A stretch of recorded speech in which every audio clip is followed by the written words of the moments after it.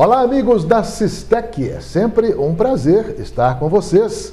Eu sou Kleber Duval, levando a todos, a partir de agora, informação com credibilidade em mais um TJS. E estas são, então, as manchetes desta edição. Governo envia ao Congresso projeto de lei que regulamenta a atividade de motorista de aplicativo.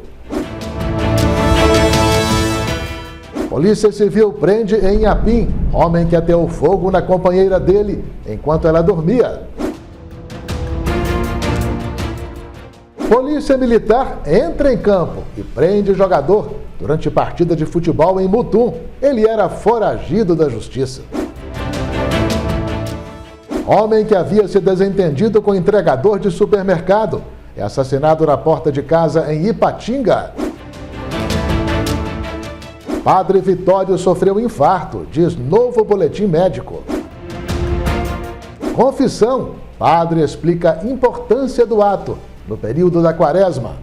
A prática da confissão, ela contribui de forma muito assídua naquilo que é a conversão pessoal de cada cristão e de cada cristã. Andaime desmonta e operário morre em Caratinga.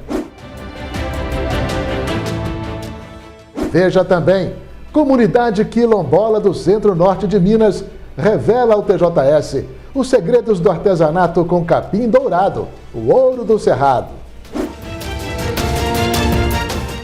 Estes e outros assuntos no TJS em instantes.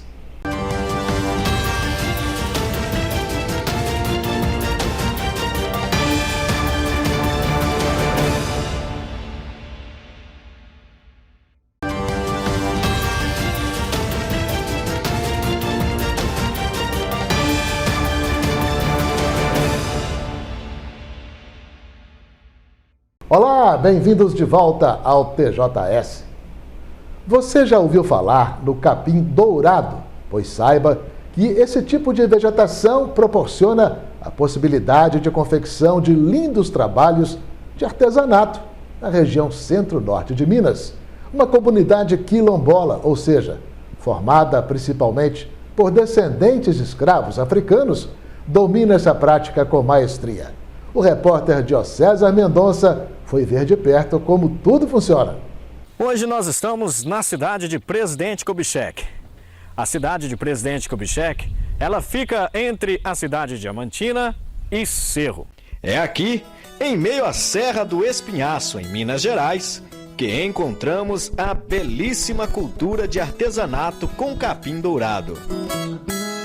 Capim dourado, dourado, pelo cerrado, dourado, pra todo lado, dourado, que é pra dourar. Capim dourado, dourado, pelo cerrado. Lustres, bolsas, brincos, objetos de decoração e até o chapéu. Tudo isso pode ser feito com o capim dourado.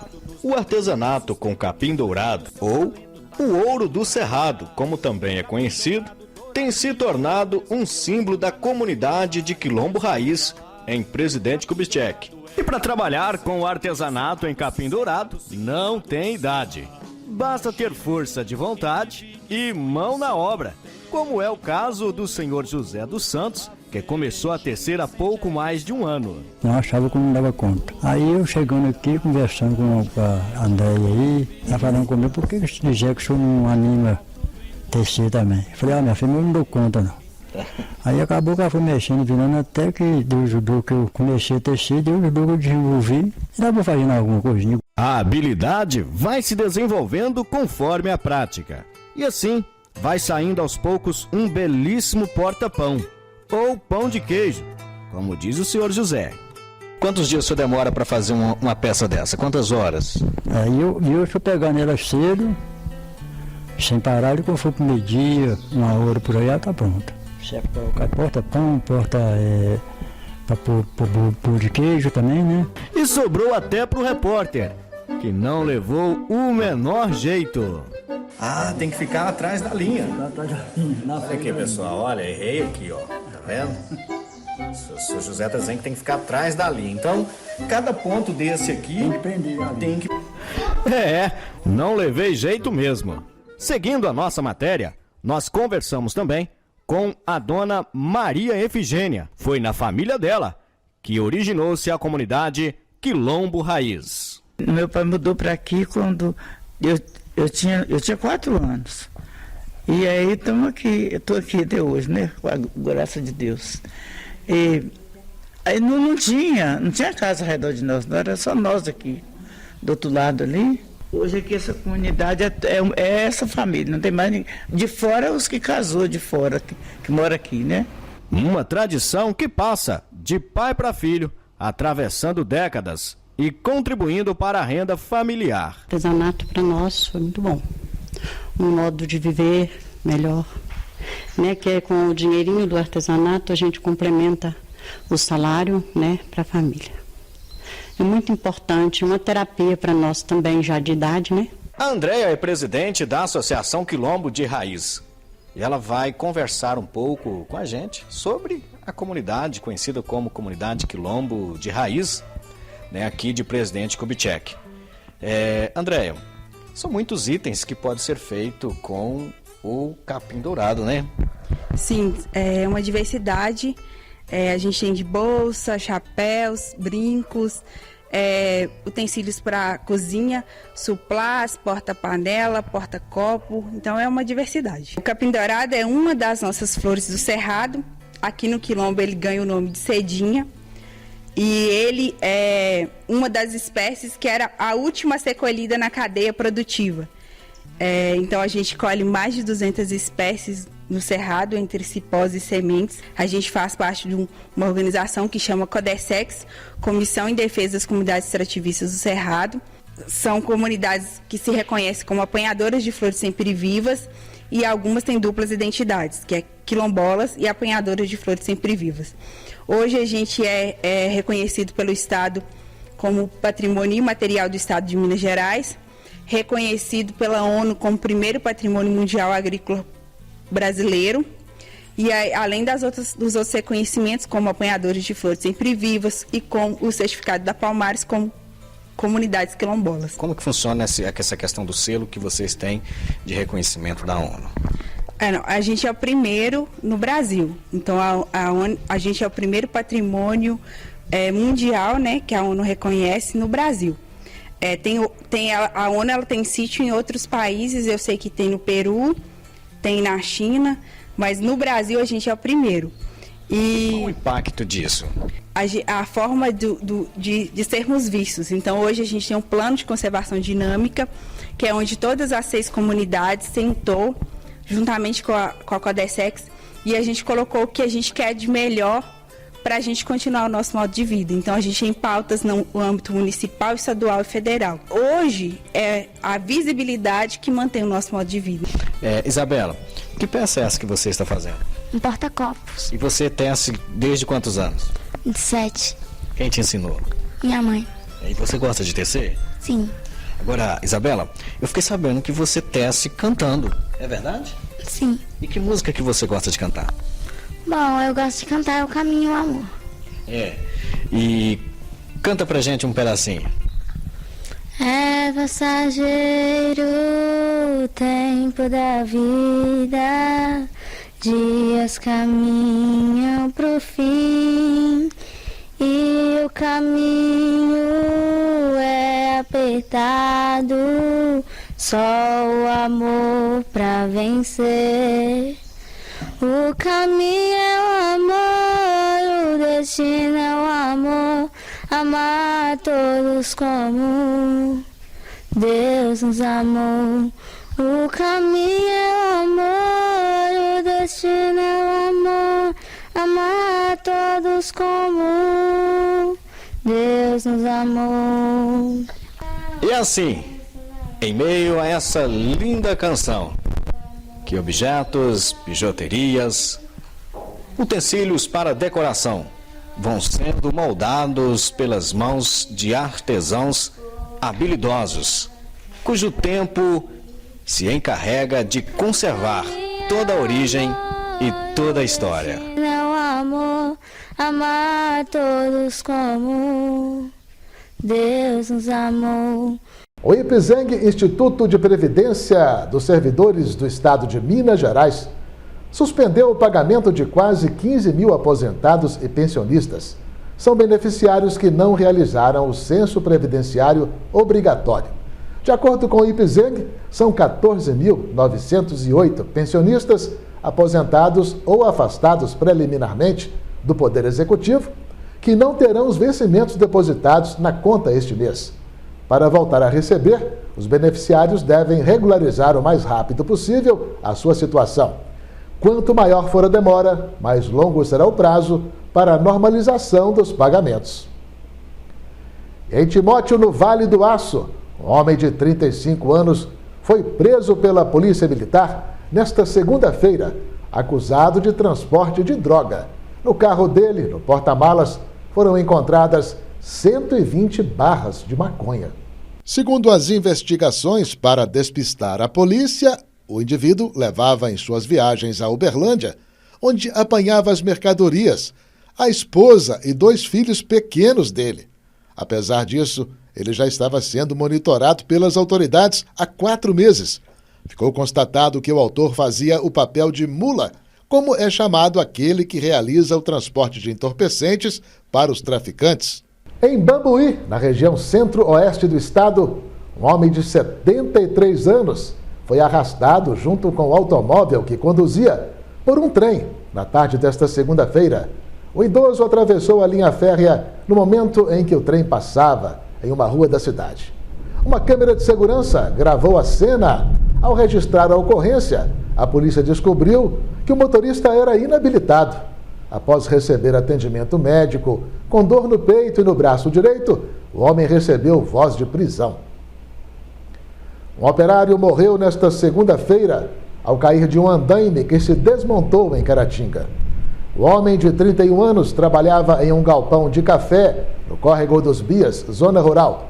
Quando o acidente aconteceu, o trabalhador caiu de uma altura de cerca de 8 metros e teve morte imediata.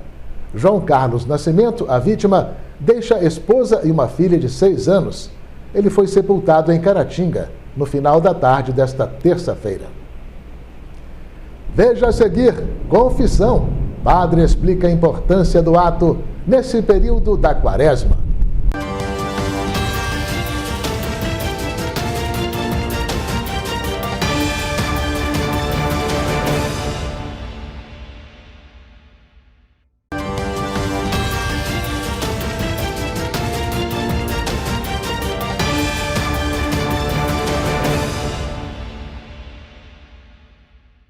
Olá, este é o TJS já de volta. Vamos juntos.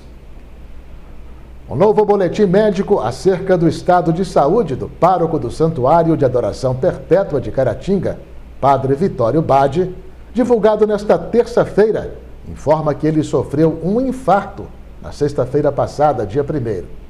Ao passar mal, o religioso foi internado na Casa de Saúde União, com suspeita de chikungunya.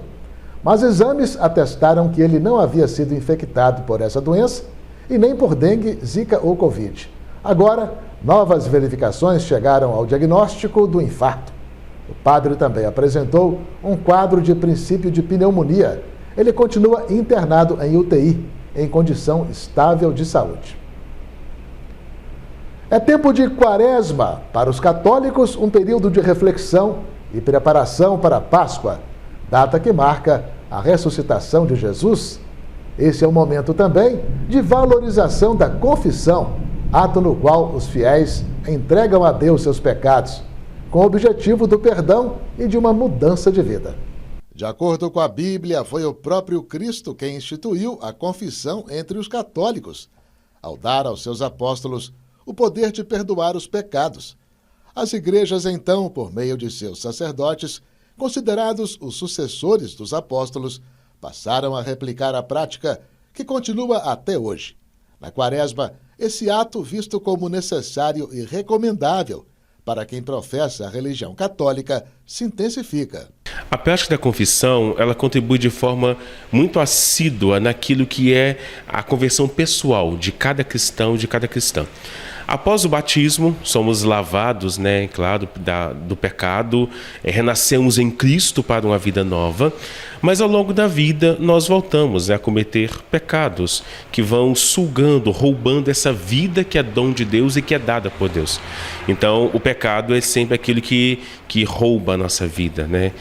Seja ela física, seja ela também espiritual. Então o sacramento da penitência, a confissão, é esse local, é esse sacramento pelo qual Jesus lá, quando ele então ressuscitou, o ressuscitado, ele sopra o Espírito sobre os discípulos e diz: a quem perdoardes os pecados, eles serão perdoados. A quem não os perdoardes, eles serão retidos. Então o sacramento, a confissão, ela é esse momento ao qual a pessoa se entende, se reconhece pecador e se coloca diante da misericórdia de Deus. Ao se colocar diante da misericórdia de Deus como um penitente, alguém que busca reconciliar, que busca pedir o perdão, ele então, com sincero arrependimento, diz os seus pecados e, como disse o Cristo e deu a ordem aos apóstolos, que é transmitido à igreja por via dos presbíteros, dos padres, dos bispos, então, em nome de Cristo, em nome da igreja, esse fiel então recebe a absolvição dos seus pecados. As confissões durante a Quaresma são uma tradição dos católicos. Porque a Quaresma como um todo, ela é um convite à conversão, né? Um convite a se reconciliar com Deus, a fazer um resumo de vida, a fazer uma revisão da caminhada, da jornada espiritual. Então a confissão ela surge aí como sendo, de fato, o ápice desta reconciliação, né? O fiel que consegue se enxergar à luz do Evangelho, ver o seu histórico espiritual, a sua jornada, como ele está, e então ele se localizando ali, se vendo como sendo alguém que tem algo a se purificar, que tem ainda um itinerário a cumprir nesse caminho de espiritualidade, ele então busca a confissão para poder então estar melhor e receber o perdão daqueles pecados que julga, que a sua consciência lhe acusa e que ele enxerga como algo, como uma prática que tem lhe afastado do ideal da Páscoa. Padre José Geraldo também deu seu testemunho pessoal acerca das transformações que as confissões, nesse período de Quaresma, podem proporcionar aos católicos. Podemos perceber sim, né, ao longo desses dias que nós estamos atendendo às confissões e que ainda vai se continuar ao longo das próximas 2 semanas, nós vemos muito, eu de forma especial, né, enfim, creio que os outros padres também, vemos de forma muito especial pessoas que aproximam e que estão assim com aquela necessidade, sedentas de poder reconciliar com Deus. E veem na pessoa do sacerdote o próprio Deus que abraça e que acolhe, né? Pessoas que choram, que demonstram essa necessidade, que diziam: eu estava precisando muito disso. E que alguns até dizem: nossa, parece que tirou um peso das minhas costas, né? Se sentem aliviadas de fato. E conseguimos testemunhar e ver de forma direta ali, precisa, essa ação de Deus nessas pessoas pelo sacramento da confissão, né? Pelo sacramento da penitência. E é claro, isso é uma visão local, naquele momento. E isso se estende para a vida. A partir do momento em que ela encontra com o sacerdote e o padre a escuta, ela desabafa, ela reconhece seus pecados e, ao mesmo tempo, o padre consegue até dar uma ajuda. Porque às vezes a pessoa chega, ela vai descrevendo pecados e você consegue perceber que aquele pecado ele é simplesmente um sintoma de algo maior. E às vezes nem aquela pessoa tinha tomado consciência daquilo. Então nós conseguimos perceber e dizer: olha, filho, filha, irmão, irmã, vai por esse caminho. Até então, eu creio que é isso e isso que você tem feito. E assim a gente consegue, às vezes, encontrar ali algo que seria a raiz de um problema muito maior e que, com a confissão, aquela pessoa consegue se libertar, tanto dos pecados quanto de toda uma carga, né? Assim podemos dizer, de costumes, de hábitos que estaria ali entranhados há muito tempo. Em Caratinga, por conta da Quaresma, estão acontecendo mutirões de confissões em todas as paróquias.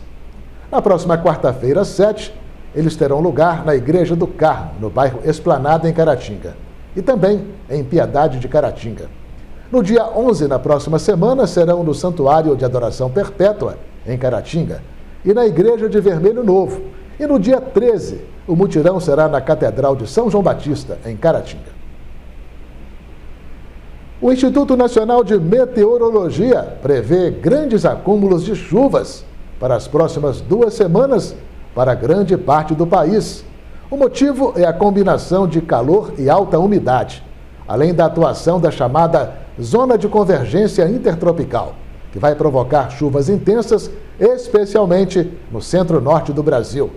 Para o período entre 12 e 20 de março, a previsão inicial do INMET também é de continuidade das chuvas, com volumes acima de 70 milímetros em grande parte do país. Uma chuva forte no meio da tarde desta terça-feira causou transtornos no Vale do Aço.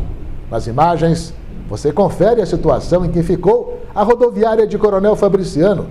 A pista também no entorno da rodoviária ficou inundada. Quanta água, não? Em Caratinga, também, uma forte chuva causou transtornos no final da tarde desta terça-feira. A tempestade durou apenas cerca de 40 minutos, mas foi capaz de causar transtornos em toda a cidade. Nas imediações do terminal rodoviário no bairro Limoeiro, este era o cenário. Em trecho urbano da BR-116, o trânsito chegou a ficar interrompido devido ao alagamento da pista. Por toda a cidade, ruas foram tomadas pela enxurrada. Na travessa Jorge Coura Filho, o córrego São João transbordou. Na Praça Calógeras também a água tomou conta da rua. No bairro Santa Cruz também houve grandes alagamentos e lojas foram invadidas pela enxurrada.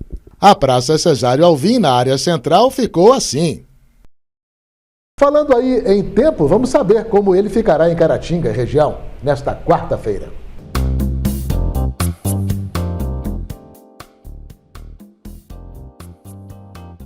De acordo com o site Clima Tempo, a previsão para esta quarta-feira em Caratinga região é de sol, mas com muitas nuvens.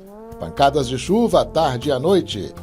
Em Ipatinga, a mínima deve chegar aos 26 graus e a máxima a 34 graus. Em Piedade de Caratinga, os termômetros devem variar entre 23 e 32 graus. Em Bom Jesus do Galho, as temperaturas devem ficar entre 20 e 33 graus. Em Caratinga, a mínima pode atingir os 23 graus e a máxima 32 graus centígrados.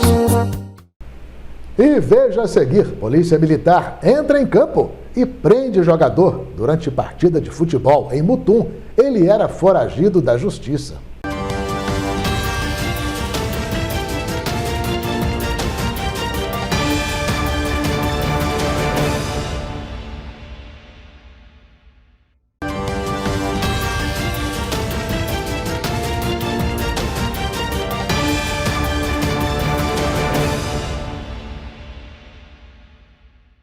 O governo federal enviou ao Congresso sua proposta para a regulamentação da atividade de motorista de aplicativo. O objetivo da medida seria ampliar os direitos desses profissionais. O texto é resultado de quase um ano de negociações entre o governo, as empresas e os trabalhadores do setor. O texto inaugura uma nova categoria legal de trabalho, os autônomos por plataforma, e está dividido em 4 eixos: remuneração, previdência, segurança e saúde e transparência. Entre os principais destaques estão a definição de um valor mínimo de R$ 32,09 por hora de trabalho, o piso de R$ 1.412 por mês para quem cumprir uma jornada de ao menos 8 horas diárias. Há ainda a previsão de uma contribuição previdenciária de 7,5% em cima da remuneração líquida.